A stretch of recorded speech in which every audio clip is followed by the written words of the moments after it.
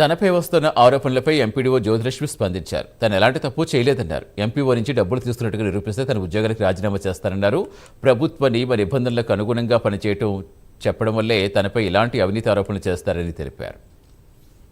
ఒక మహిళగా నేను ఈ రకంగా ఒక మండల అభివృద్ధికి చేయాలని ఎంతో కష్టం మోర్చి ఎంతో రిస్క్ తీసుకొని మనం పనిచేసి ప్రభుత్వ పథకాలు, సంక్షేమ పథకాలు, ఉపాధి హామీ నిర్వహణ, పారిశుద్ధ్య నిర్వహణ అంతా చేస్తున్న సందర్భంలో ఎట్లా చేయాలి అనేది ఇన్స్ట్రక్షన్ కింది స్థాయి వాళ్ళకి ఇచ్చినప్పుడు వాళ్ళు పని చేయకపోగా నా మీద ఇలా అసత్య ప్రచారాలు చేసి పాత్రికేయ ముఖంగా, మీడియా ముఖంగా, సోషల్ మీడియా ముఖంగా నన్ను బ్లేమ్ చేస్తున్నందుకైతే నేను దీన్ని ఉపేక్షించేది లేదు.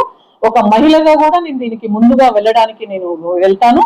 అలాగే ఇప్పుడు జరిగిన ఆల్రెడీ మీడియా కథనాల వల్ల నా మీద ఒక ఎంక్వైరీ ఆఫీసర్ కూడా వస్తారు. ఇవన్నీ కలెక్టర్ గారికి, ఎంక్వైరీ ఆఫీసర్ గారికి నేను అన్ని ఆధారాలతో చోటే ఇవన్నీ కూడా సబ్మిట్ చేస్తామండి. మొన్న మీటింగ్ లో కూడా వస్తే ఎందుకంటే ఇంత ఇబ్బంది పడుతున్నారు, మీరు సెలవులు పెట్టుకోపోయారు, ఎందుకు ఇంత రిస్క్ అని కూడా చెప్పడం జరిగింది హ్యుమానిటీ గ్రౌండ్స్ లో.